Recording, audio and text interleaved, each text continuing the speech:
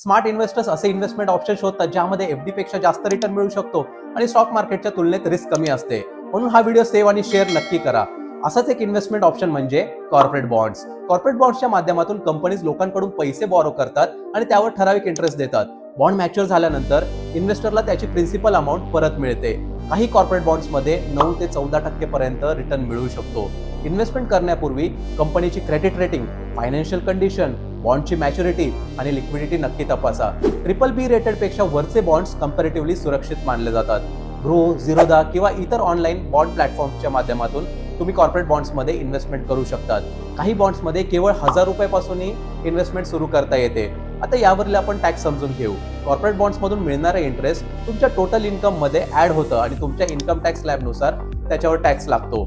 Listed corporate bonds 12 महिन्यांच्या आत विकल्यानंतर त्यातून झालेला कॅपिटल गेन शॉर्ट टर्म मानला जातो आणि त्याच्यावर तुमच्या टॅक्स स्लॅबनुसार रेट लागतो.